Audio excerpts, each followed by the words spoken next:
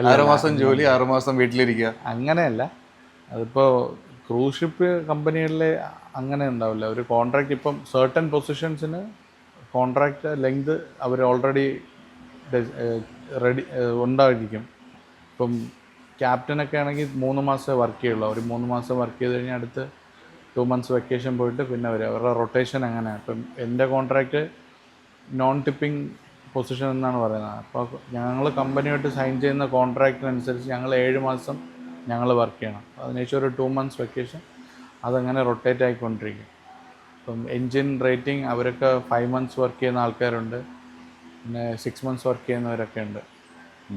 നമ്മളിപ്പോൾ എവിടെ തന്നെ യാത്ര ചെയ്താലും നമുക്ക് ബാക്ക് ടു പ്ലേസ് എന്ന് പറയുമ്പോഴേക്കും നിങ്ങളുടെ കമ്പനിയിൽ എത്തുന്നതിലാണ് നിങ്ങളുടെ ഒരു ഹാപ്പിനെസ് അല്ലേ? തിരിച്ച് ഷിപ്പിലെത്തുന്നത് ഞാനതിനൊരു മിക്സഡ് ഫീലിംഗ് ആണ് എനിക്ക്.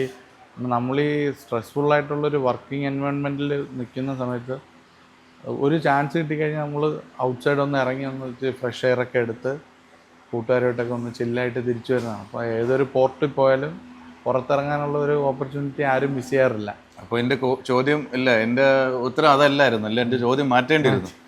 പുറത്തു പോകാനാണ് ആഗ്രഹം. അതെ, അകത്ത് ചെല്ലുക, പുറത്തു പോകാനാണ് ആഗ്രഹം. ഓക്കെ, ഇനി നൈസ്. അപ്പോൾ നമ്മൾ പുറത്ത് പോകുമ്പോഴേക്കും നിങ്ങൾ പല രാജ്യങ്ങളിലും യാത്ര ചെയ്യാറുണ്ടല്ലോ, അവിടെ നിന്ന് കളക്ട് ചെയ്യാറുണ്ടോ? അവിടുത്തെ എന്താ പറയുക, അവിടുത്തെ ഇപ്പം ട്രഡീഷണൽ ആയിട്ടുള്ള പല സാധനങ്ങളും കിട്ടുമല്ലോ, അങ്ങനെ കളക്ട് ചെയ്യാറുണ്ടോ എന്തെങ്കിലും? അങ്ങനെ ഞാൻ ചെയ്യാറില്ല, പക്ഷെ എൻ്റെ കൂടെ വർക്ക് ചെയ്യുന്ന പിള്ളേരൊക്കെ കളക്ട് ചെയ്യുന്നുണ്ട്. ഞാൻ ജസ്റ്റ് പോയി കണ്ട് നമുക്ക് കാഴ്ച മതി. എന്നാൽ നമ്മൾ ഷിപ്പിൽ വർക്ക് ചെയ്യുന്നത് ഇത് ആൾക്കാരെങ്ങനെ എടുക്കുമെന്ന് എനിക്കറിയത്തില്ല. ഒരു 90-95% ആൾക്കാരും വർക്ക് ചെയ്യുന്നത് പൈസ സേവ് ചെയ്യാനാണ്. കാരണം അവിടെ കിട്ടുന്നത് എന്ന് പറഞ്ഞാൽ നമ്മൾ ഇപ്പോൾ എത്ര രൂപ ഏൺ ചെയ്യുന്നോ അത്രയും ടാക്സ് ഫ്രീ ആണ്. നമ്മൾ ആർക്കും ഒരു ടാക്സ് അടയ്ക്കേണ്ട, വേറെ എക്സ്പെൻസ് അങ്ങനെ ഉണ്ടല്ലേ? അതെ, നമ്മളായിട്ട് എന്തെങ്കിലും എക്സ്പെൻസ് ഉണ്ടാക്കുന്നതല്ലാതെ നമ്മൾ എന്തൊക്കെ ഏൺ ചെയ്യണം അതെല്ലാം നമ്മുടെ സേവിങ്സ് ആണ്. അത് ഞാൻ ബേസിക്കലി ഒരു അങ്ങനെ വലുതായിട്ട് ചിലവാക്കാറില്ല, സേവ് ചെയ്യാനേ ശ്രമിക്കത്തുള്ളൂ. അത് നല്ലൊരു ആറ്റിറ്റ്യൂഡാണ്. അപ്പോൾ ഞാൻ ചോദിക്കുന്നത്, ഈ ജോലിയിൽ ഏറ്റവും വേസ്റ്റ് ആൻഡ് ബെസ്റ്റ് എന്ന് പറയുകയാണെങ്കിൽ ആ 2 കാര്യങ്ങളും പറയുമോ? ബെസ്റ്റ് എന്ന് പറഞ്ഞാൽ നിങ്ങൾ ഇപ്പോൾ ലോകത്ത് ഒരുപാട് ആൾക്കാർ യാത്ര ചെയ്യുന്നുണ്ട്. അവർക്ക് യാത്ര ഒരു പാഷനാണ്, പക്ഷെ അവർ പൈസ മുടക്കിയാണ് യാത്ര ചെയ്യുന്നത്. ഇപ്പോൾ ഒരു ക്രൂസ് ഷിപ്പ് എംപ്ലോയി എന്നുള്ള നിലയിൽ എനിക്ക് പറയാൻ പറ്റുന്ന ഏറ്റവും ഒരു ലക്ക് എനിക്ക് കിട്ടിയതെന്ന് പറഞ്ഞാൽ, ഇതുവരെ ഒരു 10-20 രാജ്യങ്ങൾക്ക് മേലെ യാത്ര ചെയ്തിട്ടുണ്ട്. അപ്പോഴെ ഞാനൊരു C1D എന്ന് പറഞ്ഞിട്ടൊരു US വിസ വെച്ച് വേറെ ഒരു വിസയും ഇല്ലാതെ ഈ കണ്ട 20 രാജ്യങ്ങളിലും ഞാൻ പോയി ഇറങ്ങിയിട്ടുണ്ട്. ആരും വിസയൊന്നും ചോദിക്കത്തില്ല. അതായത് ഒരേ സമയത്ത് കടലിലും എയറിലും. അതെ, അങ്ങനെയാണ്. അതാണ് അതിൻ്റെ ഒരു പ്ലസ്. പിന്നെ ഒരു നെഗറ്റീവ് എന്ന് പറയുന്നത്, ഈ വർക്കിംഗ് അവേഴ്സിൻ്റെയും വർക്കിംഗ് കണ്ടീഷൻ്റെയും ഈ ഒരു ഇതിൽ നോക്കുമ്പോഴത്തേക്കും നിങ്ങൾക്ക് ഫാമിലി ടൈം അതുപോലെ ഫ്രണ്ട്സിന് സ്പെൻഡ് ചെയ്യാനുള്ള ടൈം അങ്ങനെയൊന്നും കിട്ടത്തില്ല. ഒരു കമ്മ്യൂണിക്കേഷൻ ഗ്യാപ്പ് എപ്പോഴും ഉണ്ടാവും. അത് ചിലപ്പോൾ വേറെ എന്തെങ്കിലും ഇതിലോട്ട് പോകാനുള്ളൊരു ചാൻസ് ഉണ്ട്. സ്വാഭാവികം. അത് മനസ്സിലാക്കുന്നവരാണല്ലോ നമ്മുടെ സുഹൃത്തുക്കളെന്ന് പറയുന്നത്. അപ്പം മനസ്സിലാക്കാത്തവർ നമ്മൾക്ക് ചിലപ്പം ഒരു കുറച്ച് ഡിസ്റ്റൻസിലോട്ട് നിർത്തേണ്ടി വരും. അങ്ങനെ പറയാം. അങ്ങനെ നമുക്ക് അങ്ങനെ നഷ്ടപ്പെട്ട സുഹൃത്തുക്കളുണ്ട്. പിന്നെ അധികം ആർക്കും ഈ ഇൻഡസ്ട്രി എങ്ങനെയാണ് വർക്ക് ചെയ്യുന്നതെന്ന് അറിയത്തില്ലേ. പുറമേ നിന്ന് കാണുന്നവർ അവരുടെ ഒരു പേഴ്സ്പെക്റ്റീവ് എന്ന് പറഞ്ഞു കഴിഞ്ഞാൽ, നിങ്ങളൊരു ഷിപ്പിൽ വർക്ക് ചെയ്യുന്നു, നിങ്ങൾ ഒരുപാട് രാജ്യങ്ങൾ കാണുന്നു എന്നുള്ള ആ ഒരു ഫാസിനേഷനാണ് ആൾക്കാർക്ക്. പക്ഷെ അതിനകത്ത് എങ്ങനെയാണ് ഒരാൾ വർക്ക് ചെയ്യുന്നത്, അയാളുടെ വർക്ക് ലൈഫ് പേഴ്സണൽ ലൈഫ് എങ്ങനെയാണ് അയാൾ ബാലൻസ് ചെയ്യുന്നതിനെക്കുറിച്ച് വലിയ ധാരണ ഒന്നും ഇപ്പോഴും അധികം ആൾക്കാർക്ക് അറിയത്തില്ല എന്നാണ് ഞാൻ വിശ്വസിക്കുന്നത്. കുറച്ചുകൂടെ സിംപ്ലിഫൈ ചെയ്ത് പറയുകയാണെങ്കിൽ, അവന് ഷിപ്പിലായി, അവൻ്റെ ലൈഫ് സെറ്റിലായി, അപ്പോൾ അവനിപ്പോൾ നമ്മളെ അറിയില്ല എന്നതായിരിക്കും കുറച്ച് പേരുടെ ചിന്താഗതി. എനിവേ, അത് ഓരോരുത്തരുടെയും പ്രോസ്പെക്റ്റീവാണ്. അപ്പോൾ അത് നമ്മൾ നോക്കേണ്ട ആവശ്യമില്ല. നമുക്ക് എന്നും ഫാമിലിയാണ് നമുക്ക് വേണ്ടത്. ഫാമിലിയോട് കൂടെ എപ്പോഴും ഹാപ്പി ആയിരിക്കുക. ബാക്കിയുള്ളവർ വരേണ്ടവർ വരും, പോകേണ്ടവർ പോകും. അത് XY. അപ്പോൾ ഞാൻ ചോദിക്കുന്നത്, ഇപ്പം എന്തായാലും നമുക്കൊരു തിരിച്ചുവരവുണ്ടല്ലോ, അന്നത്തേക്കുള്ളൊരു നീക്കിവരുപ്പ് എന്നുള്ള രീതിക്ക് എന്തെങ്കിലും ഒരു ബിസിനസ് എന്തെങ്കിലും പ്ലാൻ ഉണ്ടോ? അല്ല ബാങ്കിലൊരു FD ഇട്ടുകൊണ്ട് ആ FDയിൽ ഞാൻ ലൈഫ് എൻജോയ് ചെയ്യുക എന്നതാണോ പ്ലാൻ? ഇതുവരെ നിലവിൽ എനിക്ക് അങ്ങനെ ഒരു പ്ലാനൊന്നുമില്ല. കാരണം ഞാൻ ഇപ്പോഴും എൻ്റെ ഒരു സ്റ്റാർട്ടിങ് കരിയറാണ്. ഒരു 8 വർഷം എന്ന് പറഞ്ഞാൽ ഒരു ക്രൂസ് ഷിപ്പ് ഇൻഡസ്ട്രിയിലൊന്നുമല്ല. കാരണം അവിടെ 25-30 വർഷമായിട്ട് വർക്ക് ചെയ്യുന്ന നിരവധി ആൾക്കാരുണ്ട്. അവരുടെ ഫ്രണ്ട് ഈ 8 വർഷമൊന്നുമല്ല. പിന്നെ ഞാൻ എൻ്റെ കരിയർ ഇപ്പോൾ സ്റ്റാർട്ട് ചെയ്തേ ഉള്ളൂ. ലൈഫ് ഇനിയും ഒരുപാട് പോകാനുണ്ടെന്നാണ് ഞാൻ അതെ, ലൈഫ് മസ്റ്റ് ഗോ ഓൺ. ഇപ്പോൾ ഞാൻ ചോദിക്കുന്നത്, അപ്പോൾ ഇത് എത്ര വർഷം വരെയും നമുക്ക് വർക്ക് ചെയ്യാൻ പറ്റുമായിരിക്കും? ഇതിലൊരു റിട്ടയർമെന്റ് എന്ന് പറയുമ്പോൾ ഏത് ഏജാണ്? റിട്ടയർമെന്റ് ഏജിനെ കുറിച്ച് എനിക്ക് അങ്ങനെ വ്യക്തമായ ധാരണയില്ല. കാരണം നല്ല ഏജ്ഡ് ആയിട്ടുള്ള ആൾക്കാരൊക്കെ അവിടെ വർക്ക് ചെയ്യുന്നുണ്ട്. as long as you can work, you can work. നിങ്ങൾക്ക് സെപ്പറേറ്റ് ഫുഡ്, അവർക്ക് സെപ്പറേറ്റ് ഫുഡ്, അങ്ങനെയാണോ അതോ എല്ലാവർക്കും ഒരു കോമൺ ആണോ? ക്രൂ മെമ്പേഴ്സിന് മെയിൻലി ഓരോ ഷിപ്പ്, ഇപ്പം ഞാൻ വർക്ക് ചെയ്ത ഞങ്ങൾക്ക് തന്നെ കാർണിവലിൽ പല ക്ലാസ്സസ് ഓഫ് ഷിപ്പുണ്ട് അപ്പോൾ അതിലെല്ലായിടത്തും crew dining separate, staff dining room separate. പക്ഷേ ഓൾമോസ്റ്റ് കൊടുക്കുന്ന ഭക്ഷണമൊക്കെ എല്ലാം സെയിം ആയിരിക്കും. അപ്പോൾ ഡിഫറൻസ് വരുന്നതെന്ന് പറഞ്ഞു കഴിഞ്ഞാൽ ഗസ്റ്റിന് കൊടുക്കുന്ന ഫുഡ് ആയിരിക്കത്തില്ല ക്രൂ മെമ്പറിന് കിട്ടുന്നത്. ഓക്കെ, ആ ഒരു ഡിഫറൻസ് ഉണ്ടാവും. പിന്നെ ചില ക്രൂ മെമ്പേഴ്സിന് ഗസ്റ്റ് പ്രിവിലേജ് ഉണ്ടായിരിക്കും. അപ്പോൾ അവർക്ക് ഗസ്റ്റ് ഏരിയയിലൊക്കെ പോകാം, പക്ഷെ അവിടെയും ഗസ്റ്റിനാണ് ഫസ്റ്റ് പ്രയോറിറ്റി. അങ്ങനത്തെ ചില കാര്യങ്ങളാണ്. Okay okay. ജിജോയ്ക്ക് ഇവിടെ വർക്ക് ചെയ്യുമ്പോൾ അവിടെ എന്തെങ്കിലും ഒരു അപകടം നേരിട്ട് കണ്ടിട്ടുണ്ടോ എപ്പോഴെങ്കിലും? ഇല്ല, ഇതുവരെ അങ്ങനെ നെഗറ്റീവായിട്ട് അങ്ങനെ ഒന്നും സംഭവിച്ചിട്ടില്ല. എനിക്കൊരു ചെറിയൊരു ആക്സിഡന്റ് ഉണ്ടായിട്ടുള്ള അല്ലാതെ വേറെ കുഴപ്പമൊന്നും ഇതുവരെ പറ്റിയിട്ടില്ല.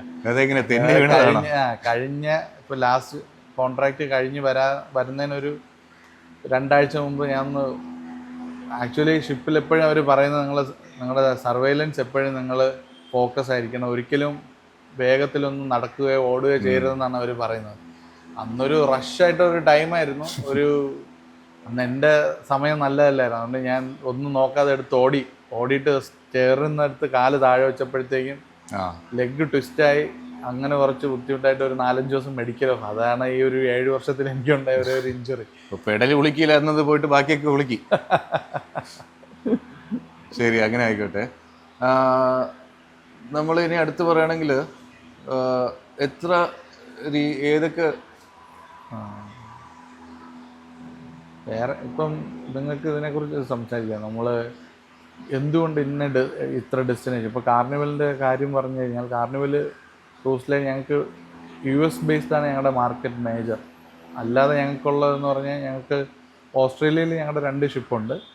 പിന്നെ യൂറോപ്പിൽ ഞങ്ങൾക്ക് സീസണൽ ക്രൂസ് ഉണ്ട്. അപ്പോൾ ഞങ്ങളുടെ ഷിപ്പ് എല്ലാം US ബേസ്ഡ് ആണെന്ന് ഞാൻ പറഞ്ഞു. അതിലൊരു 2-3 ഷിപ്പുകൾ ഒരു 4 മാസം 5 മാസം ആ ഒരു ടൈം ഫ്രെയിമിലത്തേക്ക് യൂറോപ്പിലൊക്കെ പോയി വരുന്നുണ്ട്. അതുപോലെ ഞങ്ങൾക്ക് അലാസ്ക ക്രൂസ് അങ്ങനെയാണ്. അലാസ്ക ക്രൂസ് അങ്ങനെ ആവാൻ കാരണം എന്ന് പറഞ്ഞാൽ അവിടുത്തെ സമ്മർ വളരെ ചെറിയൊരു ടൈമാണ്. എനിക്ക് തോന്നുന്നു 4 മാസം 5 മാസം കണ്ടേ അലാസ്കയിലെ സമ്മറുള്ളൂ. ബാക്കി അവരുടെ വിൻ്റർ വളരെ സ്ട്രോങ് ആണ്, സ്നോയും വിൻഡും എല്ലാ കാര്യങ്ങളുണ്ട്. അപ്പോൾ ഷിപ്പിൻ്റെ ഐറ്റിനറിയൊക്കെ അങ്ങനെയാണ് കമ്പനി സെറ്റ് ചെയ്തിരിക്കുന്നത്. എന്നാൽ ഓസ്ട്രേലിയയിൽ ഒരു 2 ഷിപ്പ് പെർമനൻ്റ് ആയിട്ട് സെയിൽ ചെയ്യുന്നുണ്ട്. ഇങ്ങനെയാണ് അല്ലാതെ ഞങ്ങളുടെ ഷിപ്പ് വേൾഡ് ടൂറോ അങ്ങനത്തെ കാര്യങ്ങളൊന്നും ഞങ്ങളുടെ കമ്പനി ചെയ്യുന്നില്ല. യൂറോപ്യൻ ബേസ്ഡുള്ള ട്രിപ്പുകളാണ് കൂടുതൽ.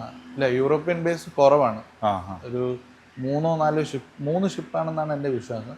ഓക്കെ, അത് ഒരു 4 മാസത്തേക്ക് പോയിട്ട് തിരികെ വരണം. ഞങ്ങളുടെ മാർക്കറ്റ് ഇപ്പോഴും ഫോക്കസ് ചെയ്യുന്നത് US നിന്ന് മെക്സിക്കോ, കരീബിയൻ ഐലൻഡ്സ്, അതാണ് ഞങ്ങളുടെ മെയിൻ ഒരു ടാർഗറ്റ്.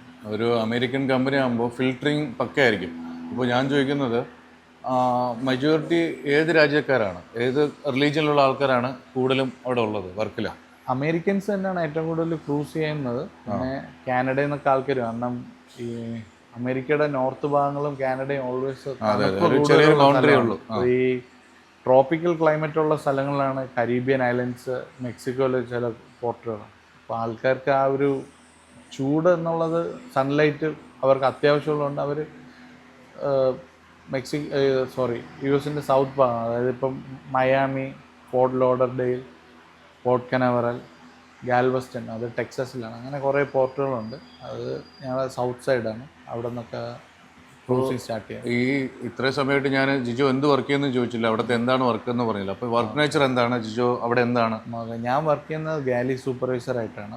ഞങ്ങൾക്ക് യുണൈറ്റഡ് സ്റ്റേറ്റ് പബ്ലിക് ഹെൽത്തിൻ്റെ സ്റ്റാൻഡേർഡിനനുസരിച്ച് USPH എന്ന് പറയും, യുണൈറ്റഡ് സ്റ്റേറ്റ് പബ്ലിക് ഹെൽത്ത്. അതിൻ്റെ സ്റ്റാൻഡേർഡിനനുസരിച്ച് ഗാലി റെഡിയാക്കുക, മെഷീനറീസ്, എക്യുപ്മെൻറ്റ്സ്, കിച്ചണിൽ യൂസ് ചെയ്യുന്ന മെഷീനറീസ്, എക്യുപ്മെൻറ്റ്സിൻ്റെ വർക്കിംഗ് കണ്ടീഷൻസ് സ്റ്റേബിൾ ആണെന്ന് ഉറപ്പ് വരുത്തുക. അങ്ങനത്തെ കുറച്ച് കാര്യങ്ങളുണ്ട്. പിന്നെ കെമിക്കൽ, അത് നമ്മളവിടെ യൂസ് ചെയ്യുന്ന കെമിക്കൽസിൻ്റെ സ്റ്റോറേജ്, അങ്ങനത്തെ കാര്യങ്ങൾ. ഓക്കെ. ഫാമിലിയെ കൊണ്ടുവരാനുള്ള സോഴ്സ് നിങ്ങൾക്ക് ഉണ്ടോ?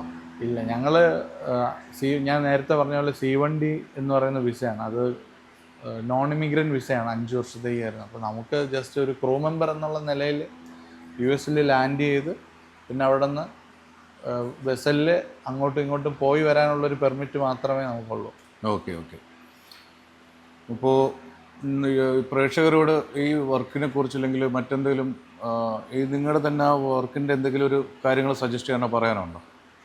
സജസ്റ്റ് ചെയ്യാന്ന് പറഞ്ഞാൽ ഞാൻ നേരത്തെ പറഞ്ഞ പോലെ നിങ്ങൾ ഒരു ജോലിക്ക് അപ്ലൈ ചെയ്യുമ്പോഴത്തേക്കും അതിൻ്റെ വർക്കിംഗ് നേച്ചർ എന്താണ്, എസ്പെഷ്യലി ഒരു ക്രൂസ് ഷിപ്പിൽ വർക്ക് ചെയ്യുമ്പോൾ അതിൻ്റെ വർക്കിംഗ് നേച്ചർ എന്താണെന്ന് മനസ്സിലാക്കിയിട്ട് അപ്ലൈ ചെയ്യാൻ ശ്രമിക്കാം. അപ്പോൾ അതിന് നിങ്ങൾക്ക് ഇപ്പോൾ ഇൻ്റർനെറ്റൊക്കെ എല്ലാവർക്കും ആക്സസിബിൾ ആയത്, നിങ്ങളൊന്ന് ഗൂഗിൾ ചെയ്ത് കഴിഞ്ഞാൽ നിങ്ങൾക്ക് അറിയാൻ പറ്റും എന്താണ് ഒരു ക്രൂസ് ഷിപ്പിലെ വർക്കിംഗ് കൾച്ചർ എന്നുള്ളത്, എങ്ങനെയാണ് അവിടെ ഫങ്ഷൻസ് ക്യാരി ഔട്ട് ചെയ്യുന്നത്. അല്ലാതെ എടുത്ത് ചാടി ആരെങ്കിലും എന്തെങ്കിലും ഒരു ജോബ് ഓഫർ എന്ന് പറഞ്ഞാൽ ചിലപ്പോൾ ഒരു സ്കാമായിട്ട് വരും നിങ്ങളുടെ മുമ്പിൽ. അപ്പോൾ നിങ്ങളത് പ്രോപ്പറായിട്ട് ചെക്ക് ചെയ്തിട്ട് വേണം ഇതിന് മുന്നോട്ട് പോകാനായിട്ട്. അല്ലാതെ ചുമ്മാ ഒരു സ്കാമിൻ്റെ പേരിൽ ആരെങ്കിലും എന്ത് പറഞ്ഞു കഴിഞ്ഞാൽ പണം ചിലവഴിക്കരുത്. കാരണം എനിക്കറിയാവുന്നിടത്തോളം ഒരു ക്രൂസ് കമ്പനികളും റിക്രൂട്ട്മെൻറ്റിൻ്റെ പേരിൽ പൈസ ഒന്നും വാങ്ങുന്നില്ല. ഓക്കെ. അപ്പോൾ ജിജോ പറഞ്ഞതുപോലെ തന്നെ ജിജോൻ്റെ ഏജൻസി, കമ്പനി എന്നുള്ള കുറച്ച് കാര്യങ്ങളൊക്കെ ഞാൻ ഇതിൽ കമൻറ്റിൽ പിൻ ചെയ്തോളാം. ഒപ്പം എല്ലാത്തിനും ഒരു സമയം കൃത്യമാണെങ്കിൽ എല്ലാം നടക്കും അല്ലേ? അതെ, ആ ഒരു സമയത്തിനാണ് നല്ലൊരു, നമ്മൾ അത് തന്നെയാണ് നോക്കേണ്ടത്, അല്ല മറ്റൊന്നുമില്ല. സമയമായി എന്ന ഈ ചാനലോട് ഇത്രയും നേരം സഹകരിച്ചതിന് ജിജോയ്ക്കും നന്ദി. ഇനിയും നമുക്ക് കാണാം. Thank you very much.